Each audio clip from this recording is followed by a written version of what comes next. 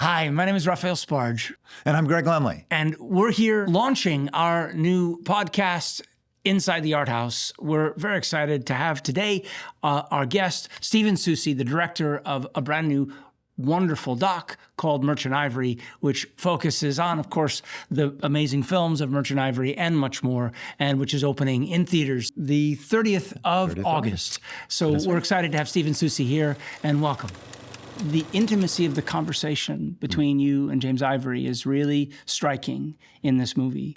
And I guess I want to start with how you met, how you were introduced, how you convinced him to do this, how he was, I'm going to give you all three questions, and then how it is that he was willing to be able to really kind of take this trip with you and really reveal himself as he does in the film. I'm friends with the writer Peter Cameron.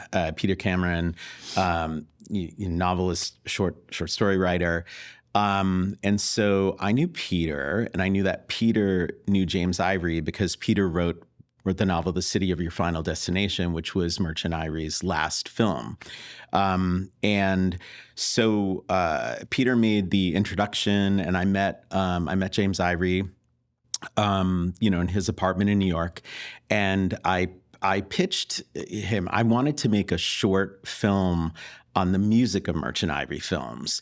And so he agreed to sit down with me for an interview. I interviewed him once where I just captured audio, and then I realized, well, I wanted him, on camera. And so, I arranged a, small crew, and we went, and I talked to him about his long working, relationship with Richard Robbins. Richard Robbins joined Merchant Ivory Productions, I think in 1978. And he at first helped James Ivory kind of pick source music or music that already existed that they, integrated into, the Europeans or the Bostonians. And then eventually Dick Robbins, just started composing, and he was heavily influenced by Steve Reich and Philip Glass, and Jim loved that music. You have that great story about how he went to Carnegie Hall and said, "Why can't we have music like that?" And he said, "Oh, you want music like that?" And he delivered. Yes, and so I had the interview of James Ivory, and it was just kind of boring. It was just like a talking head. He was, there, in a 2-camera setup, and so I had this epiphany, and I decided to take his audio and then bring it to an animation director, this guy, Jack Cunningham, who's based in the UK in London.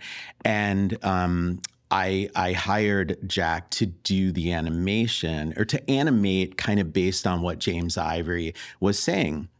And we edited that, to 5 minutes, and then Jack and his team kind of animated. And so Rich Atmosphere, the music of Merchant Ivory films, was a short animated film. And we have this clip, so I want to be able to sort of show this. Yes. And I'll just say, really the end of the story is James Ivory was so impressed with this short 5-minute film, and he loved the way he was animated. He loved the way Dick, Ruth, and, Ismail were animated, and he was just so kind of blown away by it.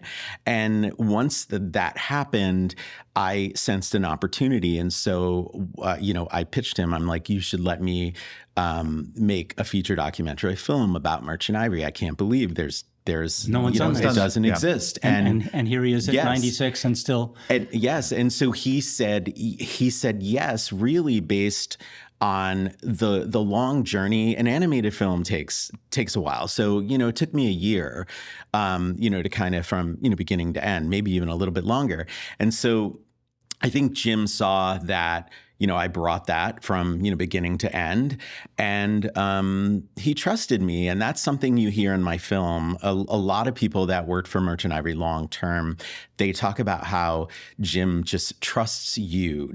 When he knows that you know how to get it done or to get it done in the right way. He just lets you have at it. And he did the same with me. I think he goes with his gut instinct when he hires people or when he hired people. And I mean, my story is very, similar to that. He trusted that I could kind of embark on this very challenging, long, term project. And it did. It took me 3 years to make. So I want to come back to the film. Take a look at the clip. Let's take a look at the clip because I want to come back to what you're saying.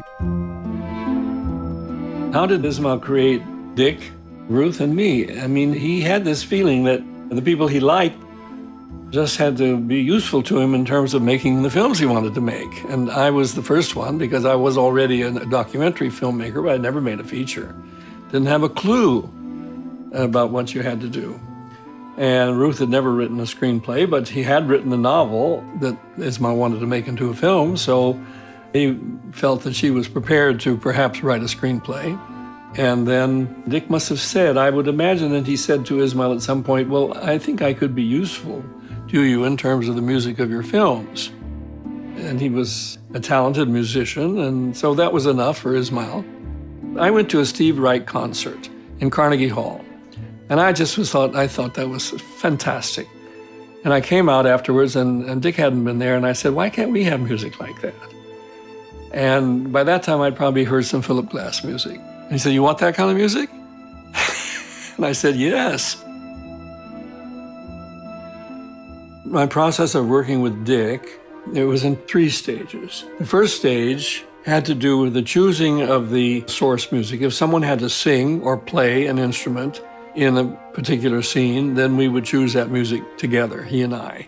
So that was the first thing we do. Then I would go and shoot the film, and after the film was edited, he would then see the first cut of the film. And then he began to get ideas about where he wanted to have music, or where he thought a certain kind of music would be very effective, and he began to think about it. Then he would really go to work and start composing. He did most of his work in his own house. It was a big house, and he had a lot of room, and he had a big grand piano there, and all that kind of thing, and all his recording equipment and stuff that he needed. And then the final stage would be the actual recording of the music. What I love about that film is there just, again, the images. Like I told Jack exactly kind of what I wanted. And so there are like, you see Richard Robin's home.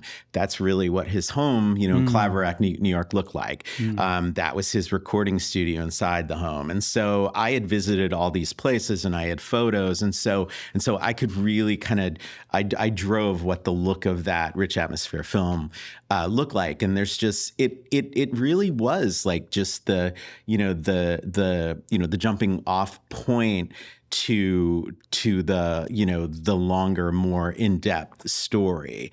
So it was really cool to be able to make that short film. Yeah, and I mean, I'm struck by what he says about I'd never made a documentary before, and but we just figured it out, and it sounds like, I mean, at least in terms of these first steps, this was you were in parallel track with Jim's journey. That's right. I totally agree with that. And I'd also say too, and I think this is important to note, I didn't know when I embarked on making this short animated film, I didn't know that I was going to make a feature documentary film. Of course, I was, incredibly interested in Merchant Ivory, obviously, to kind of zero in on making a film about the music in Merchant Ivory films. That to me, was like step one, but I didn't know when I embarked on that. I thought I was just going to make a short film. But again, there was like an epiphany moment where I realized, there had only been like making of films on, the various DVDs. And I've seen all that, and The Wandering Company, which is, a documentary film that John Pym made, I think in the early 80s. I mean, that was a feature documentary film about Merchant Ivory, but from 1983 all the way to the end, there was nothing. And I mean, they really hit their stride and they were at the top of their game, in whatever, 1985 through 1995, I guess, after Remains of the Day. And so I I just felt like I must do this. But I just think it's interesting to note that sometimes you decide to make one project and then unexpectedly it leads you to a completely different place. And then that relationship with Jim started with the short animated film. But to your point about how was I able to earn his trust and get him to speak so candidly? Well, I mean, I interviewed him like 5 or 6 times. So maybe 1 or 2 times for the music film, but then, number 3, number 4, number 5, number 6. And so we built that trust over time. And then I took, my big trip to London where I secured, the bulk of the interviews for the feature. Right. And he kept hearing from people like, let's say Emma Thompson or Helena Bonham Carter, who said, "Oh, I really enjoyed meeting with Stephen," and "Oh, that was and so all that kept coming back to him. And then when I was able to get my final interview with him, which, you'll see in my film, he's kind of, he's in his home, he's at the top of the stairs. He really went there and he allowed me to ask all of the questions. And the thing that's worth noting there is his memoir had been published maybe 8 months before that final interview. And he went on record with a lot of the behind the scenes details about his relationship, with Ismail. Yeah. And I said to him, I was like, Jim, I need all that. Like, I'm going to ask you about X, Y, and Z. I'm going to ask you about everything. And he's like, okay. But again, I had interviewed him 5 times. Well, he had to get to the point where he could do that. Yeah, absolutely. And he trusted me, and he really trusted that. And by that point too, I had shown him kind of like rough edits of various sections of the film as I was That's lovely that you did that. Yeah. And so again, a lot of people have asked me, how do you direct a director? And you just bring him into the conversation. And he never really, said, "Oh, you should do this, Stephen." It was more, he might have like 1 or 2 little notes or things that he would want to see changed or things that he might want to see included. Like, it was very important for me to showcase in some way Ismail as a director. And as we were like, that was a real, we were going, so the film is an hour and 51 minutes and I felt like I needed to cut some more, or Cohen Media wanted me to cut more. There was a period where I was considering cutting some of that Ismail stuff, and Jim's like, "You can't do that. You can't do that." And so that's the kind of communication we would have, is I would show him pieces and he would make a comment. But he said that this is a Stephen Soucy film. Like, someone asked him once, is this a Merchant Ivory film? And he's like, "No, it's not a Merchant Ivory film. It's a Stephen Soucy film," which I thought was just, it's one of the best things I could ever hear. We know a little bit about that, as you know, or maybe you don't know, but Raphael made a documentary about Laemmle Theatres. Oh, okay. I'm thinking from Jim's point of view on this about, what is it like to be a subject? Yeah. And how do you get to a place where you feel completely comfortable, being honest and revealing certain things about yourself, that the world will say. That's right. And Jim goes on record, like he goes there in my film about the complex, complicated, triangular relationship of James Ivory, Ismail Merchant, and Richard Robbins. And, he just felt comfortable at that point to share it. Yeah. And, we were at the Berkshire International Film Festival. And it was the first time I was at a screening with Jim, in a big theater and, in like a 500-seat theater. And, we went up on stage for the Q&A. And, the first question the moderator asked he's like, Jim, he's like, "Are you okay with all that?" and Jim's like, didn't miss a beat. He's like, "Yeah, of course." And he's 96 years old. And I just think he used to be an extremely private person in the past. A lot of people didn't know that his partner was in both business and in life was Ismail Merchant. The people that knew them knew, and the people, the insiders, the Merchant Ivory family knew.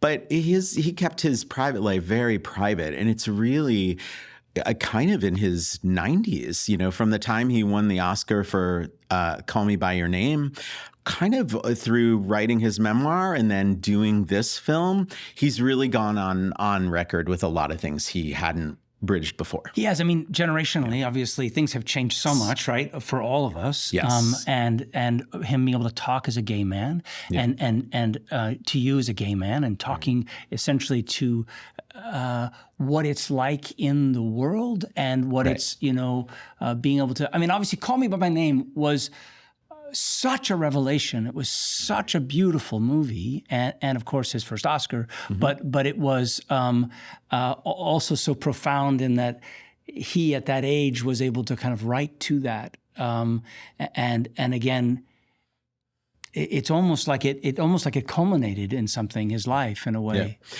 I mean, he says it best when he says that he I mean, it was a story about first love, Call Me By Your Name. And I think if you go back, that's what A Room with a View was. That's what Morris was. Morris, yes. And so he, and again, looking at characters that face this moment in their lives where they had to make, a decision. And A Room with a View, we saw what Lucy Honeychurch did, and then Morris, we saw what Morris Hall, where he went.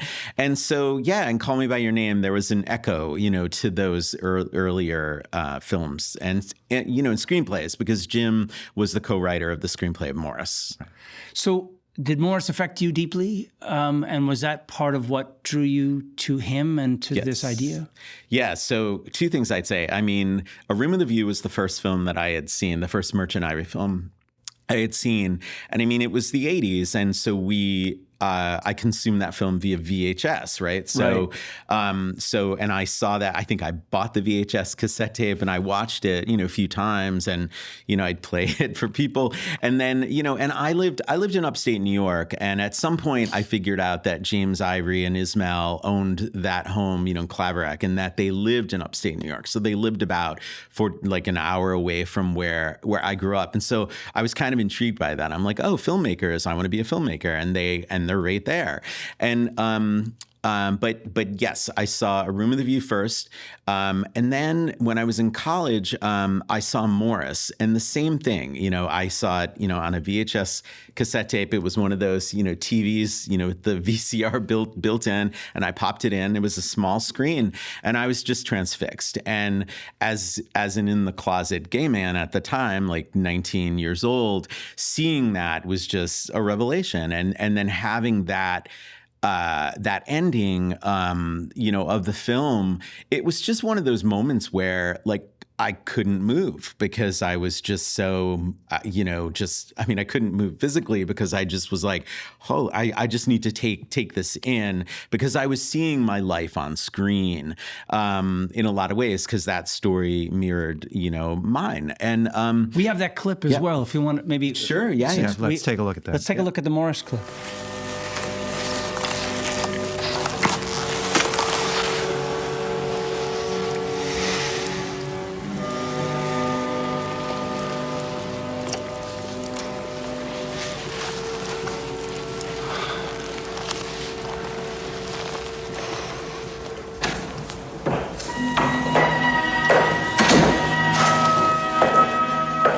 Will that be all, sir?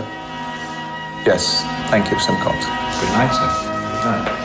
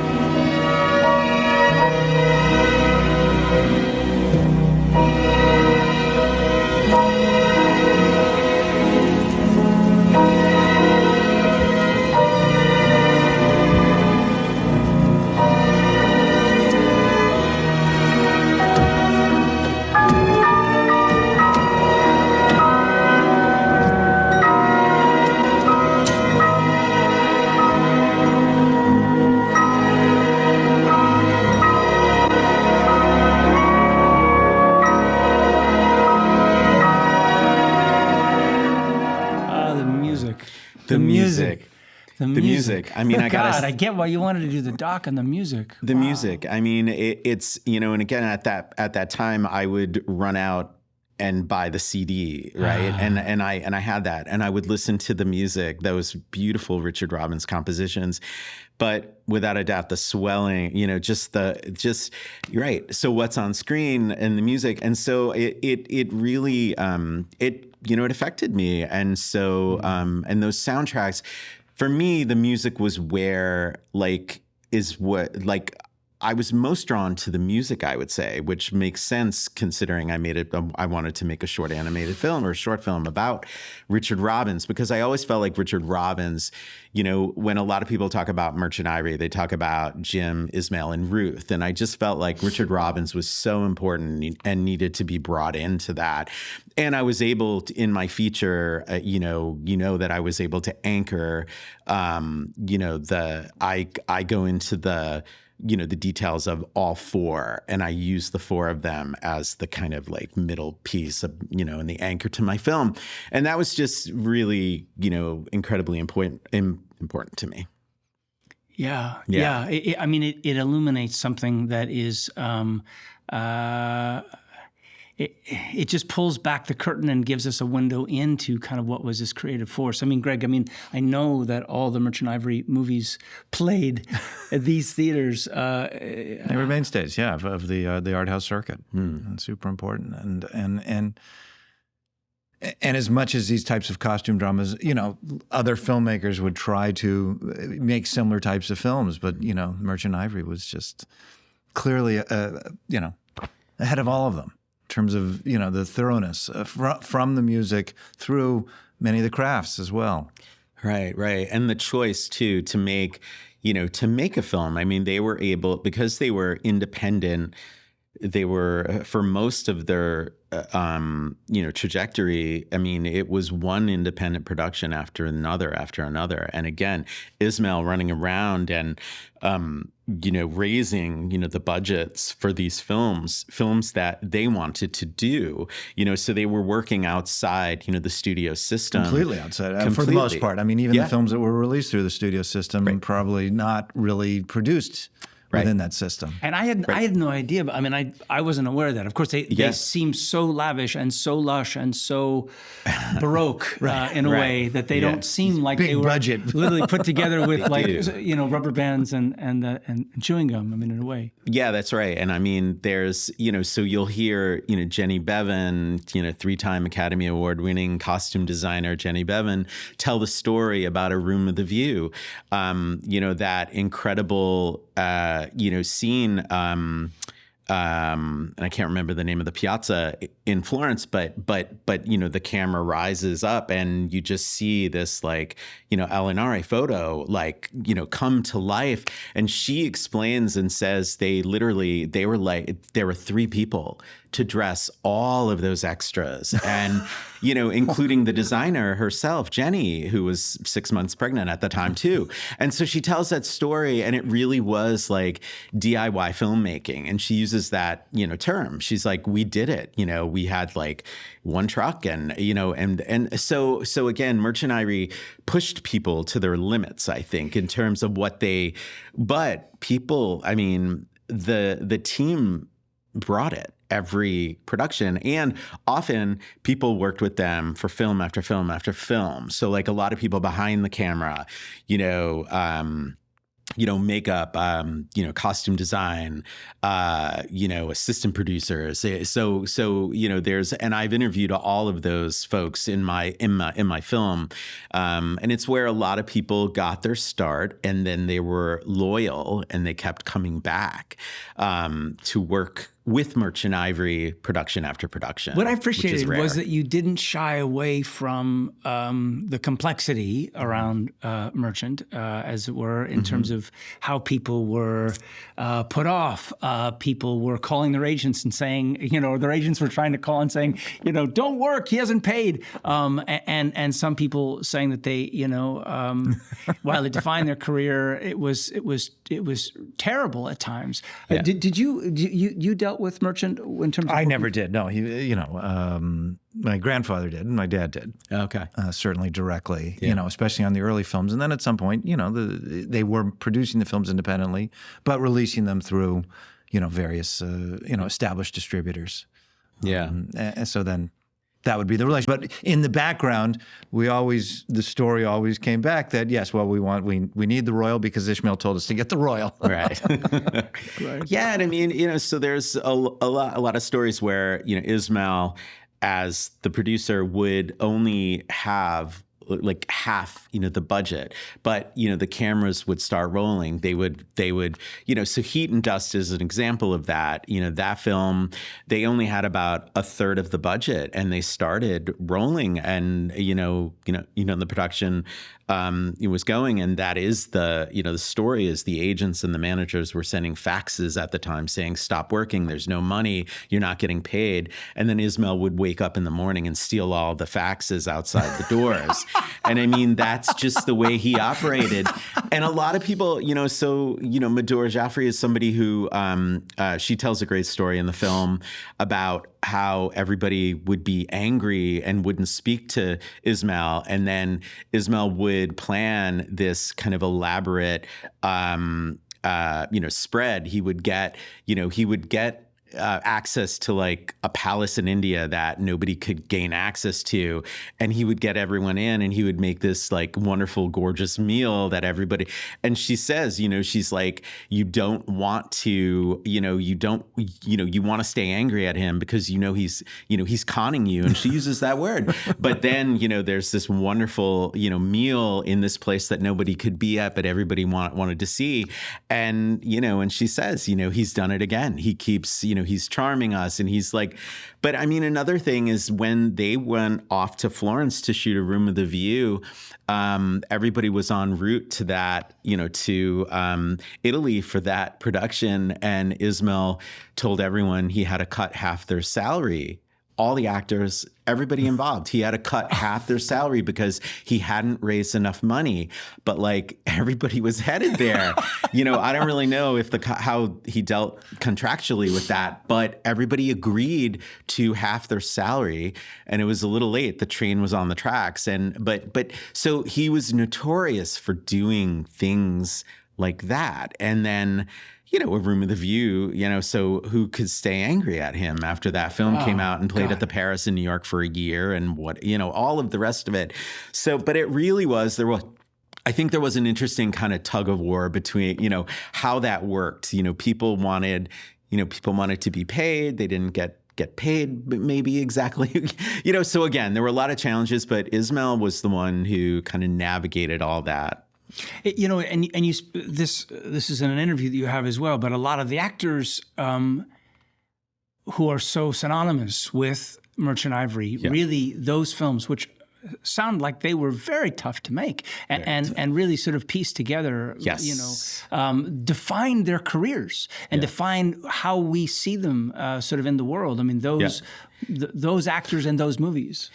I mean, there are two examples of that where they ran out of money and they had to stop the production and then go back later and finish it. Morris is an example of that. They ran out of money and everybody kind of went home, and then they brought everybody back. The same thing. There were a couple of shots. There were a couple of when they got into the editing room with Howard Zahn, there were a few things that they felt were missing. And I did hear that they had to kind of bring like Sam West, and they had to bring a couple of people back to shoot some, additional things, which I guess is normal. But again, the money was such, or the lack of money was just such a huge kind of piece of the Merchant Ivory story. The fact that Ismail had to raise every single film. And another thing that comes to mind is, Howard Zahn too. If you look at the credits on Howard Zahn, Ismail secured a lot of the financing for that film in Japan. Yes. And so that was the only film that Merchant Ivory did where he kind of raised the funds enough with Japanese, investors. Wow. And I mean, I just remember, who was it? I think it was Helena Bonham Carter was saying that, she remembers a day where, where all these Japanese investors came to set and everybody was like, oh, thank you, this is great. But yeah, so. And Howard Zen was the other film that kind of was part of your inspiration to kind of. Do we have another clip for that as well? Yeah. I'm crazy about Howard Zen. Yeah, and do you want to play the clip? Or? Do you want to say something first? Yeah, I wanted to say that Howard Zen's interesting too, because I was visiting a friend of mine, I think it was 1992, 93. 92, I think, when Howard Zen came out. And I was in Jacksonville, Florida, and just randomly went to the movie theater with this friend of mine, and they were playing Howard Zen, and Howard Zen was being shown there before its theatrical release. And I'm not sure why that particular market was somewhere where they had it. But so I saw Howard Zen down in Florida before I went back home to upstate New York. And James Ivory and Ismail, they spent so they were a part of the Preservation League of New York State, which is this organization that preserves architecturally significant places in New York State. And so at that time in the early 90s, they were kind of key with that organization, and they did a screening of Howard's End in Albany, New York, and I went to that screening. And so the pre-release screening? Yes. Right. Yep, exactly. Up there in upstate New York. And it was very cool because Jim, Ismail, Helena Bonham Carter, Ruth, I'm sure Dick was there as well. And then Sam West was also there. And that was like 1992 in Albany, New York. So again, throughout my life there, Merchant Ivory was like front and center during that period when they were at the peak. So I was very kind of aware of who they were, that they lived close to me, things like that. Right. Yep. Right. Yeah. All right, Let's take a look.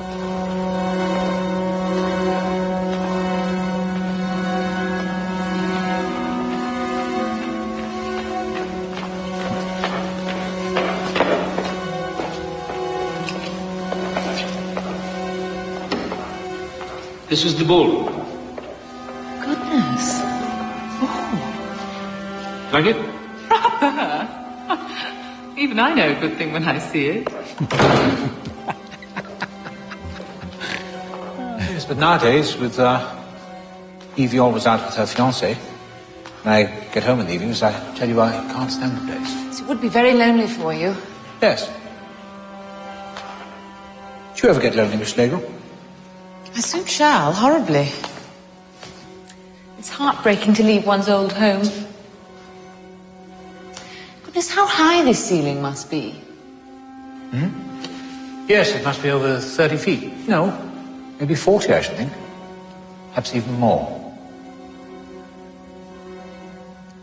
Miss Schlegel, I've had you up here on false pretenses. I want to speak on a much more serious matter than the house.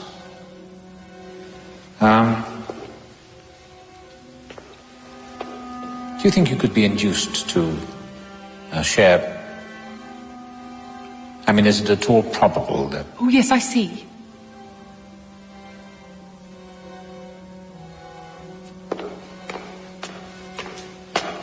Miss Schlegel. Margaret. I don't think you quite understand. Oh, yes, indeed, yes. I'm asking you to be my wife. Yes, I know. I know. Are you offended? How could I be? Well, perhaps I should have written first. No, rather you will receive a letter from me. Thank you. Not at all. And it's you I thank.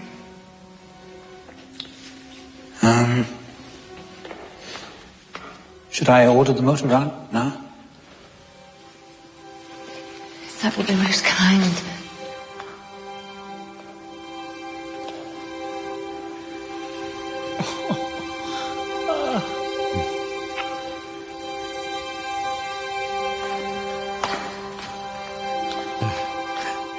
God.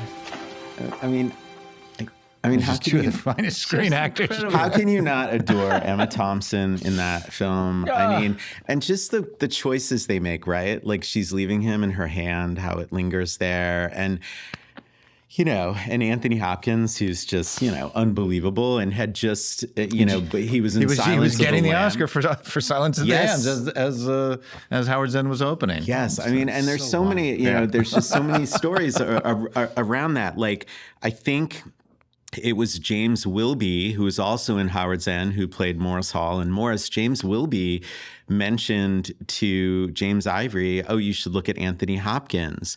And James so that's kind of how Anthony Hopkins was on Jim's radar for that particular role of Howard Zinn. And another story that's connected to that, in keeping, Anthony Hopkins hadn't won the Oscar for Silence of the Lambs yet. And so Ismail was able to get Anthony Hopkins to do Mr. Wilcox in Howard Zinn for $100,000. Wow. So before, and so that Howard Zinn was the first film he did after doing the demi film Silence of the Lambs. But that particular scene where Anthony Hopkins is asking, Emma to marry him, and it's just so flawlessly, beautifully done. And I bring it up too because the music is the music that's playing under that scene is just, I think it's just so incredibly gorgeous, and It is. Just everything about that particular scene is just like beautiful, brilliant filmmaking, I think. So. But it's also a great illustration of their casting process. I mean, here they are; they're working with very seasoned actors in some cases, and Emma Thompson was not, it's not her first film, but certainly, no one really, you really had to look to find her in some cases in movies prior to that. That's right, and they both, Jim and Emma, tell the story, and they're different about that casting process. So she was the last person who came in to read for Margaret Schlegel, and she says that she read straight from the novel for that audition. Jim remembers it, or no, I'm sorry. Jim says that Emma read straight from the novel, and he says, and then I knew I had my Margaret. She says that she read from Ruth's brilliant script. So it's interesting how people, remember things in different ways. But, people like Tilda Swinton read for that role of Margaret Schlegel. A lot of people wanted it. And Emma Thompson, to your point, Greg, to your point, she was not. She was known more for her, her comedic acting. I mean, she was in, a few films up to that point. And then she ends up winning the Oscar for Howard Zinn. His ability to be able to, I just sort of celebrate actors in a way. I know when in the interviews in the movie that Emma Thompson talked about how he would just sort of let them go, that they would just kind of, maybe he would give them, little boundaries, but he essentially gave them, I guess I want to say autonomy, but it's not a small thing. I mean, I'm an actor as well. So being able to be sort of in a setting, right, where you can sort of feel safe enough to be fully expressed, and yet also know what the boundaries are. I don't know. Can you talk about that? Because it's such a, it's everything and nothing, right? Yeah. Because James Ivory, talks about it, and he says that as a director, he doesn't really know kind of the mysterious process that an actor kind of engages in to bring those emotions to really kind of tap into their own personal kind of things that might inform or kind of enhance their kind of like interpretation of the role. And Jim says that he doesn't kind of pretend to understand how that works. He just lets the actor You're going to do your thing. Yes. And, and he has said, like, he'll nudge them one way or he'll give a note. Like, for example, I think the way James Wilby was playing his character in Howard's End. I heard from both James Wilby and Jim that, Jim had to kind of like help him finesse that a little bit. And I think that's rare. I think finesse it how? Do you know what that was? Or I think Jim felt that James Wilby was like overplaying it, like making it too big, making that particular character, I think his name is Charles Wilcox, to kind of like on the nose, evil, kind of like too much. Playing too out big. of it. Yeah, right. yeah. Uh-huh. And so Jim, told him to dial it back. Don't twirl the mustache.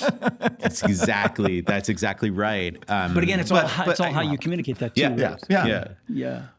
Yeah. But then if you're working with somebody like Anthony Hopkins, I think I can't imagine Jim would have a lot of notes for Anthony Hopkins, right? I mean, and other actors that, have talked about it too.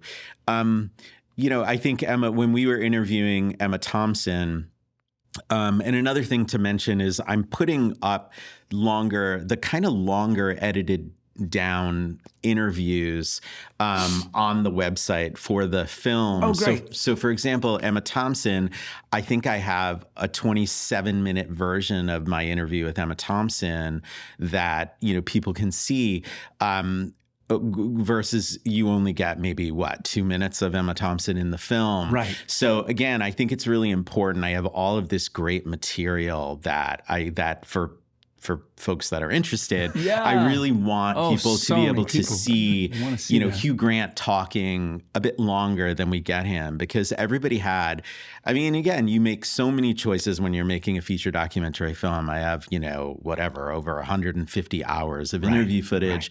I think I conducted 55 interviews all in, Jim, as I mentioned, 5 or 6 times, so again, you have all this footage and, it's, you want people to be able to see so much more. So that's just wonderful. So that's good to have. That's just wonderful that you're making that available. I mean, because it particularly people who are fans of the movie are fans of those actors and also who just want to sort of go a deeper dive. Exactly right. Exactly right. Yeah. He talks at great length. And again, I guess you say that he referenced it, in the memoir, but his ability to kind of, really get to some of the complications of his relationship to Merchant, and we, at least I felt watching it, that they were hand in glove in many ways, and yet at the same time, they were both kind of in their own sort of unique orbits as well. Is that fair to say? I think so. They were partners for the entire time, but they lived very separate lives, in that Ismail would be in London a lot. Maybe when Jim was in upstate New York or New York City, Ismail would go to, Bombay, at the time, and he had his family there. And so as I understand it, they would come together for the films. They would come together, Ismail would be in the office in New York City. He would be in New York City, but it strikes me that Ismail was really all over the globe, gathering funds for their next films. Ismail would be where he needed to be, it seems. So I do feel that but then when they were together in New York, they would all go up to Claverack, New York, to the house that Jim owned up there. So I think there was just a lot of movement. And the films were what really, that's their bond, I think, Jim and Ismail. I think their bond, and I say this in my film, I think I say to Jim, I'm like, well, the way you describe your relationship with Ismail, it does sound more like a business, like a connection more on the business side of things, as opposed to a connection of the heart. And that's when Jim kind of goes into the story where, they had an open relationship, and and if and they were dating other people. So that's the way to describe it, is they had an open relationship for kind of after the first couple of years that they were maybe together, exclusively together. Things opened up, and I think that, I mean, in a way, I kind of think that makes sense if if both people are okay with it, and if you're kind of traveling the world and meeting all kinds of new people and so. Well, the world that they had that relationship in didn't necessarily allow for different sorts of, same-sex relationships. You couldn't have a family necessarily. You weren't allowed in many cases. And anyway. Yeah, and people... I think we have to be careful in taking our 2020 view of the world and putting it on a relationship that started 50 years prior. Right. Where just the fact of acknowledging who they were and how they loved would have almost been unacceptable to themselves. Well, and and Ismail being coming from a traditional and for Ismail, his family, the expectation was that he would marry and he would have children, and he did not. He never did that, obviously, and he really could not be out as a Muslim, and so it would be interesting to think, to see if Ismail had lived longer, if that would have changed at some point, because to your point, like, the world kind of changed over time. So it's what's fascinating about Merchant Ivory is they made these beautiful films on very low budgets. Yes. And each one was plagued with its own kind of drama, and there was always drama. Like Ruth's daughter, Ava, who I interview in my film, she was like, there was always a drama, like on every film, every time, and so that's just kind of the way they kind of thrived in that chaotic environment, I think, or they always kind of brought it over the finish line, which is really incredible. The fact that Ismail, every single project that they embarked on, it was brought over the finish line. It was released. The City of Your Final Destination is one that had a very challenging path to theatrical release, and Ismail was gone at that point. It's the only film that he wasn't the producer on. But it's a fascinating story because they, and I'd also say too, people talk about the Merchant Ivory family, because the people behind the camera, in front of the camera, worked with Merchant Ivory for multiple projects. There really was this kind of like familial, this kind of family, this kind of like kind of ragtag group of people who are moving from place to place. I think John Allen, their editor, towards the end of the last film, so he was the editor, on the Golden Bowl and City of Your Final Destination. John Allen says in the film that when he saw Shakespeare Walla, he felt like that was the model, the kind of traveling theatrical group in Shakespeare Walla, moving from place to place, project to project, play to play. He was like that. He felt like that was kind of the model that Jim and Ismail had. This idea of chosen family is something, and I think it makes sense, for two gay men that don't have their own family, kind of bringing this artistic community together and then having these long-term relationships with them. And what they accomplished. And then the other thing to say too is they made a film, almost one film a year. Because they have 43, 44 feature films all in, and astounding. And then when it got really complicated was when Ismail in the 90s wanted to direct his own films, and there were times when Merchant Ivory Productions was making 2 films a year, and that wasn't really sustainable. And Paul Bradley, their longtime executive producer based in London, he's in my film talking about that. And it's really fascinating because Merchant Ivory didn't kind of build up the way it needed to in order to support that. And it was shaky. They were on shaky ground, and it was, and that's when things, I kind of feel like they reached their peak at The Remains of the Day, right? They get just heavily, incredibly lauded, wonderful, amazing film. And, and that was them at their peak. And then kind of from there, Jefferson in Paris and, some of the Surviving Picasso, the films kind of had this little downward trajectory in terms of not connecting with audiences. But that's when Ismail was making his films too, like In Custody and, and so anyways, it's just, and I'm just, very grateful that I'm able to kind of show in my film the kind of ups and downs of that and the behind the scenes stories about what the realities were trying to be that ambitious, I've never seen any of Ishmael's films. Have you seen them? We did play In Custody. I did not see it, but I remember it was an Urdu language film about an Urdu poet. And it was, I'm thinking of the idea. It's almost like a rock and roll band, and the idea is that every rock and roll band is always in the process of falling apart, and just some of them don't. Right. And they're a kind of band that just they didn't. They found a way to stay together because at some level, what they achieved as a group was greater than they could achieve individually. 100%. And they knew that. And I mean, you're not going to give that up. I mean, you're going to keep, kind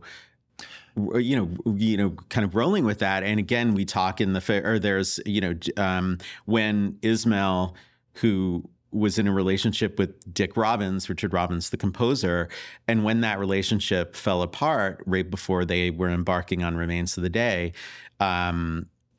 Ismail didn't want Dick Robbins to do the music for Remains of the Day. And this is in my film as well. And Jim talks about this. And they were like, Jim was like, we can't not. We must have him. He's part of the Merchant Ivory. But again, the personal and the complications of that personal kind of, that kind of entered into the business, into the film world. But, they got through it. And obviously, and that's Richard Robbins' most polished, most beautiful music. And so maybe some of that drama and maybe some of that kind of thriving within the chaos is in its own way. I don't know, but I find it kind of fascinating that they were able to just create these works of art with all the challenges that they faced. You speak also, because I didn't know that much about her other than I obviously loved her work, but Ruth's work and who she was and her character and how she clearly was able to sort of navigate between these two personalities and yet also be able to kind of know how to work within it and had I love what you say. What is it that Jim says that he was the president. Oh yeah. What is that quote again? It's such So Jim is the president. Ismail is the Congress, and Ruth is the Supreme Court. And he says, James Ivory says this. He says Ruth really did have that kind of. She was the final kind of word on things. She was a writer who would come into the editing room when they had the kind of the film piece together. The rough cut, right? Exactly. And it's kind of almost final form. And she would come in and give her notes. And, Jim kind of says that was unheard of, that you would invite the writer. But to your point, because the Directors Guild will not allow that. right. I mean, but because they had this long, and because she was he felt like, she was the writer, and she had that, she had insights that they might not have. But I think she's interesting too. A lot of people think Ruth is Indian, but she was, from Germany. She was a German Jew, and they left in the late 30s, left Germany and went to London. Her family, her parents. And so, and a lot of people think Jim is British, but he was born in Berkeley, California, and grew up in Oregon. Right. And, so again, there's a lot of, the people that knew Merchant Ivory and really enjoyed those films in the 80s and the 90s and, earlier even, they didn't, people don't know their kind of backstory and their, biographical stories. And I was very happy to be able to kind of shine a light on Ruth and Richard Robbins, as I said earlier. 100%. You know, and it's because people didn't, people, I mean, the face of Merchant Ivory, Ismael and Jim. And, you know, but Ruth was she was one of the most successful writers, you know, in the 20th century. I mean, she won the Booker Prize. She was a novelist. And so, you know, and she felt her screenplays were a far, you know, second to her fiction work. For her, it was all about her books and her short stories, you know, that were published in the New Yorker all the time. And that was her real work. But yet she won the Academy Award twice. She won for A Room with a View for Best Screenplay Adaptation and for Howard's End. And she never went to those ceremonies because that wasn't her scene. And she had an interesting life too. I mean, her husband for a while lived in India while she lived in New York. Ismael, Jim, and Ruth lived in the same building in New York City.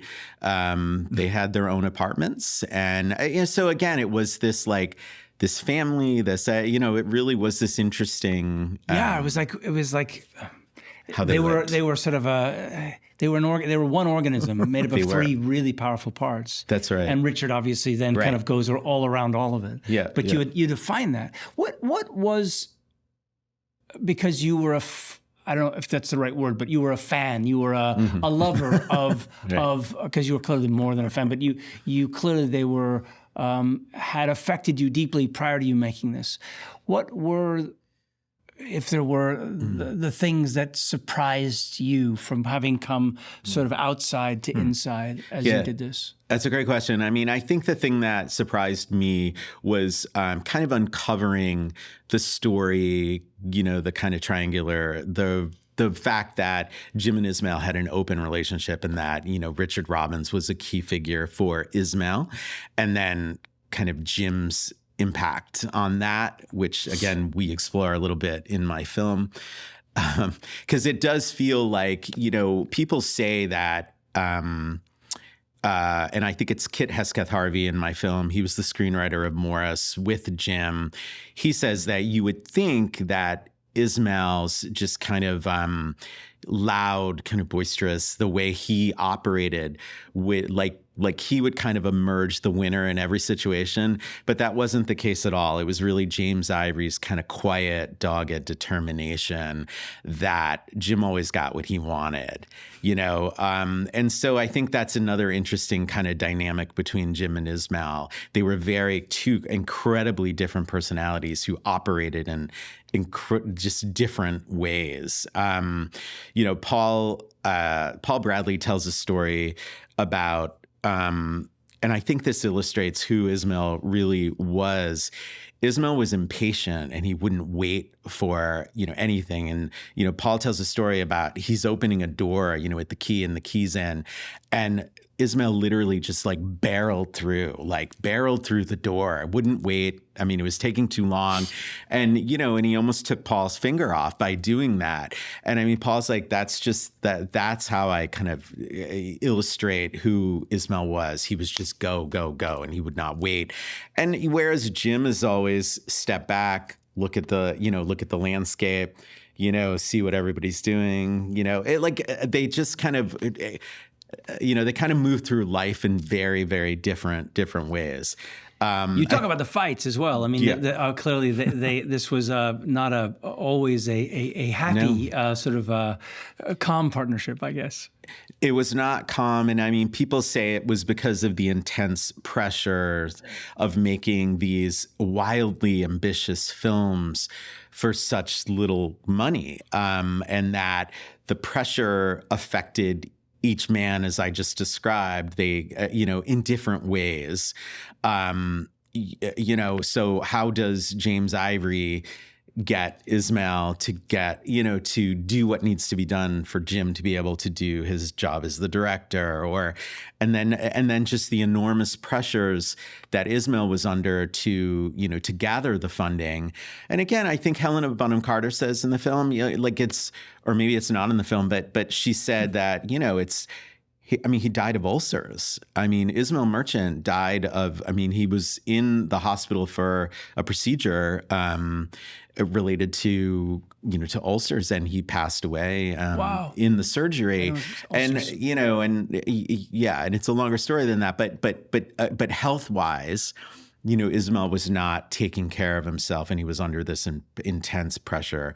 But it's something that, just winded everybody when Ismail passed away, and nobody saw that coming. And then it was forever changed. Merchant Ivory really couldn't operate as it had without its kind of key figure at the top of everything. So, Greg, I can't imagine, as an art house sort of icon, Merchant Ivory is feels like holds such an emotional part for those of us who love these kinds of films, which is obviously what Laemmle played. Is your audience? It seems like your audience would be very, very receptive to this doc in terms of kind of. Oh, yeah. So, look, these are keystone films for people who spend their time in art houses. Even if they're 30 years ago at this point or more, for a lot of these pictures, they still you can bring them back at any time and get an audience, and they remain fresh and timeless. So there's something really terrific about them, just as movies. If you love movies, you're going to love Merchant Ivory films. Yeah. And strangely enough, even for people who would say, "Oh, I don't like costume dramas," or that's not my kind of film, but they really can and should appeal to everyone. They're politically daring.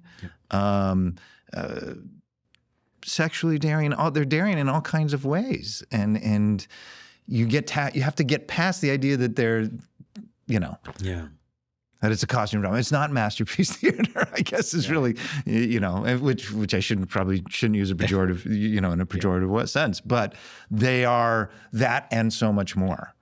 I remember when we did a few years ago before the pandemic, when there was a re-release of Howard's End, and at the time, when it first came out, you were bowled over by, the beauty of the film, the acting, the craft of it, and then coming back and looking at it and looking at it in terms of not only, well, of course, it's there in Ian Forster's source material, but also the film really looking at the political and economic consequences of of how England was developing. And it was like, oh my God, how did I miss this the first time around? Or I'm just seeing something new. So I think the documentary is an opportunity again to look at these films, to know now more about what's behind them, but to really just see the power of great cinema, to hold on to a power. Yeah, and Howard's End, that's a great example because again, it's like the ideas or the message is who shall inherit England, and and that child at the end of the film that Helen Schlegel has with Leonard Bast. So Ian Forster was saying something about that, and Merchant Ivory was able to, to kind of bring that front and center. And even our world today, I think you're right. I think it resonates, today, that film, because, people have issues with borders and who's coming in and who's coming in and exploitation. This is the imperial, Belgian rubber company.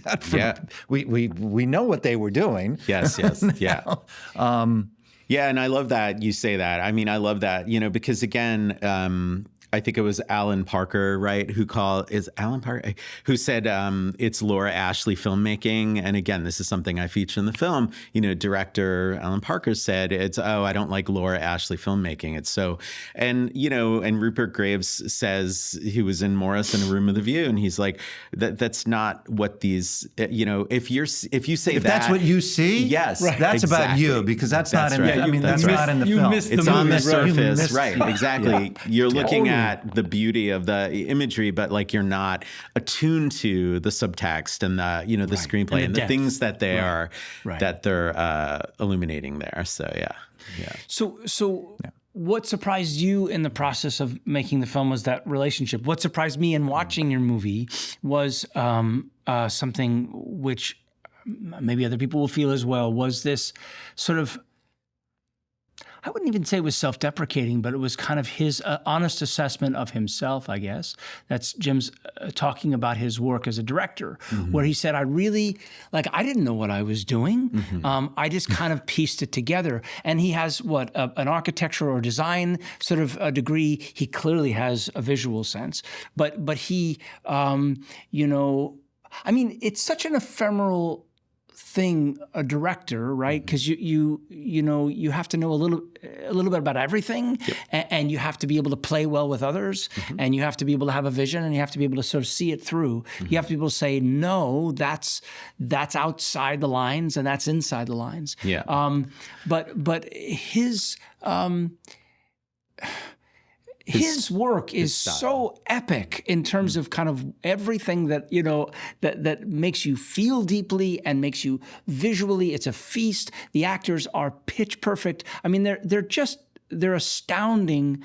They're astounding films. And the fact that he would say, gosh, I mean, gee shucks, but I mean, that's not what he talks, but that he would effectively say, I just kind of figured it out. I didn't know what I was doing. That's what sort of knocked me out in terms of what the movie. Yeah, I mean, I think, again, everybody talks about this because his style as a director, James Ivory as a director, directors are different, right? One director to another. And if you're Ridley Scott, you can maybe you can say it's going to be a film by, right? And you're going to take that credit. And there's other cases where it's like, who are you kidding? There's hundreds of people making this movie.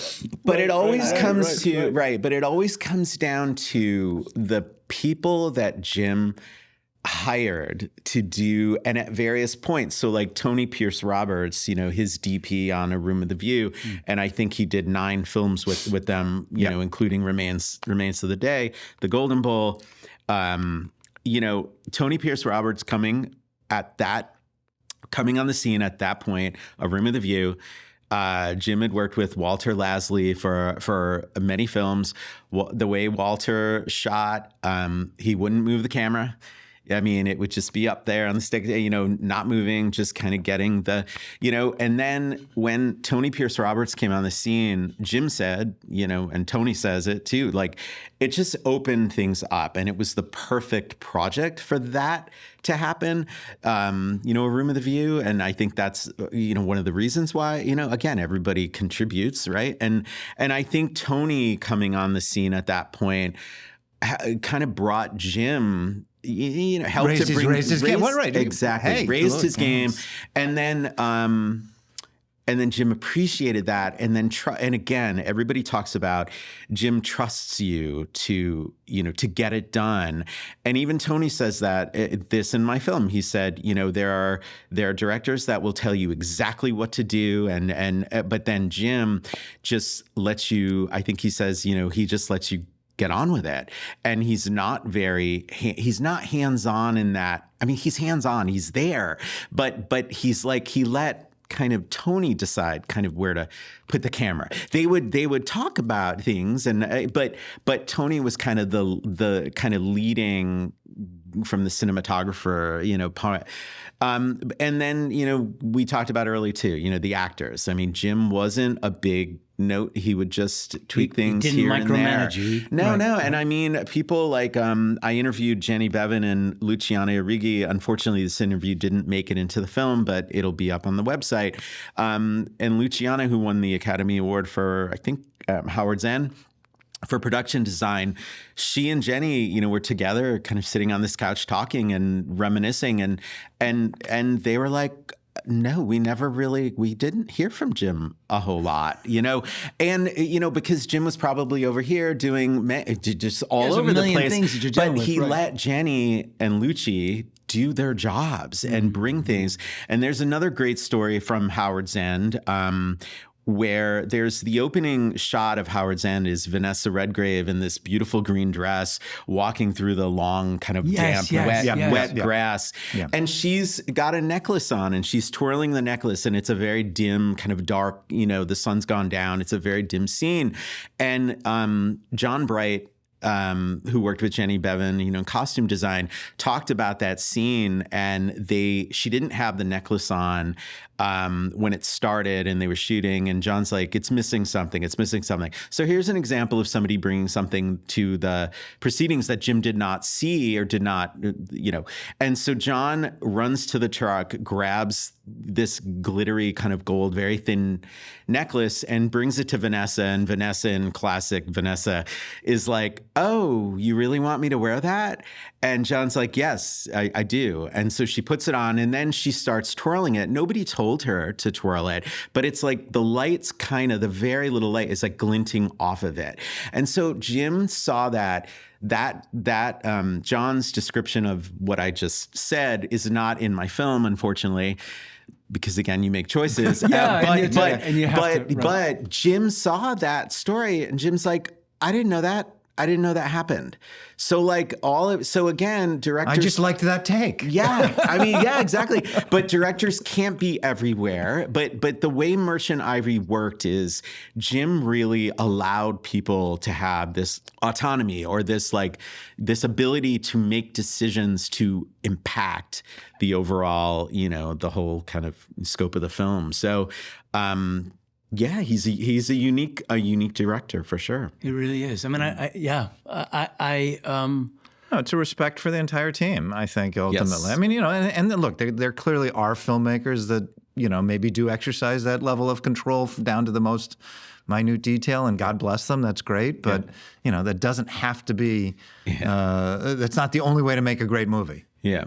Yeah. And you mentioned earlier, for me, yes, Merchant Ivory did have, I was attuned to not so much the earlier films. I kind of learned about the earlier films once, I embarked on making this film. Sure. But really for me, it was A Room with a View kind of all the way through to the end, because that's when, I went to film school, I went to USC. And I mean, and I lived here in LA. And so, and so those early films impacted me greatly when I was still living in upstate New York. And then I just kept following Merchant Ivory. But that's not to say I was only into Merchant Ivory and nobody else. I mean, there's certainly a lot of films, a lot of filmmakers, of course, that I revere.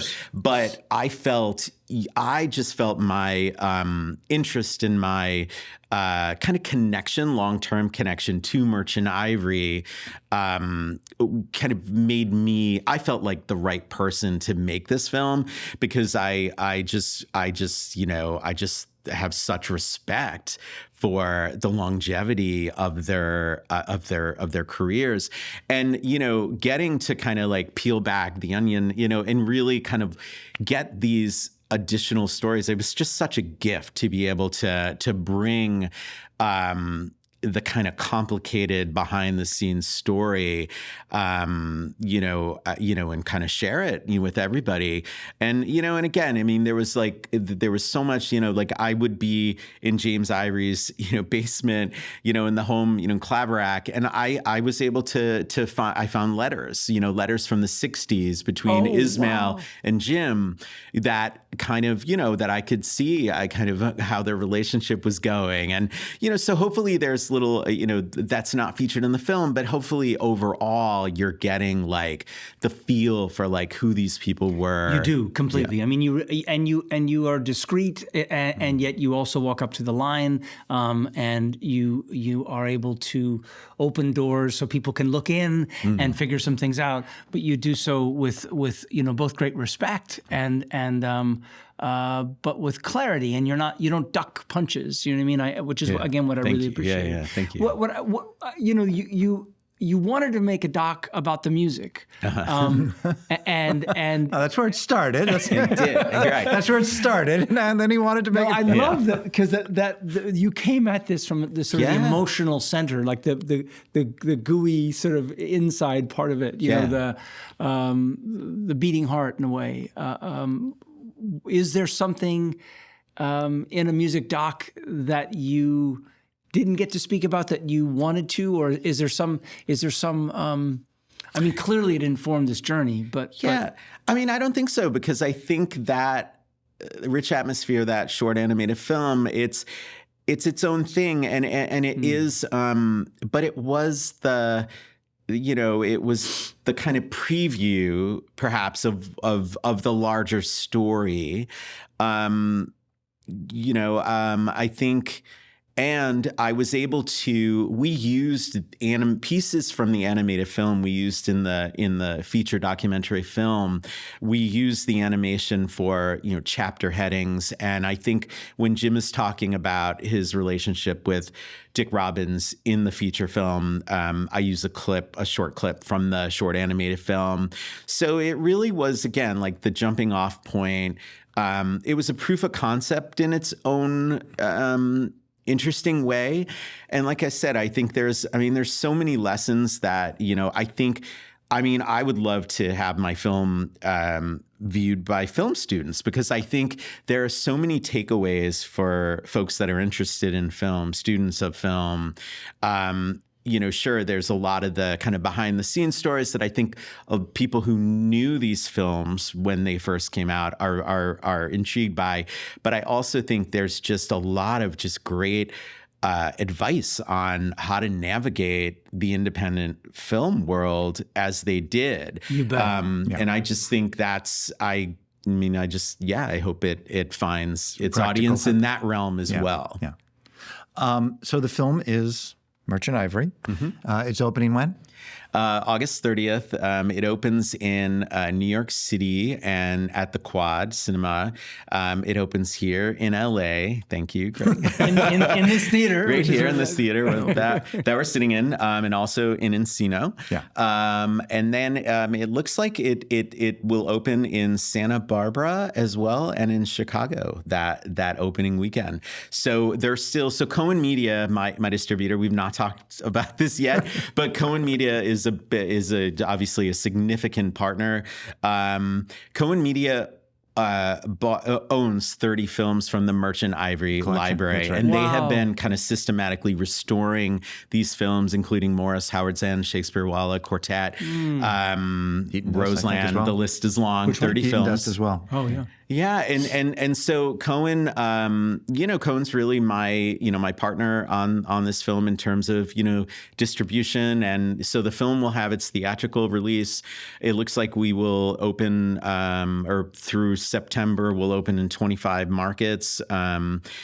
And still counting. We'll see what that looks like, and then video on demand. They're talking somewhere down the road. I think November 8th for that. So for people that can't see it in the theater, only for people that can't, because if you can, get thee to a theater to see this film. Because absolutely, just like you have to see these films themselves. Yes. And I think Jim says it in our film that you have, don't go see my movie on a small screen. but you have to see the documentary on a big screen too, because I couldn't agree more. And I feel like what a lot of people, because we've had an amazing film festival run with this film. We started at Doc NYC, then we went to Palm Springs, and then throughout this year we played more than 20 film festivals.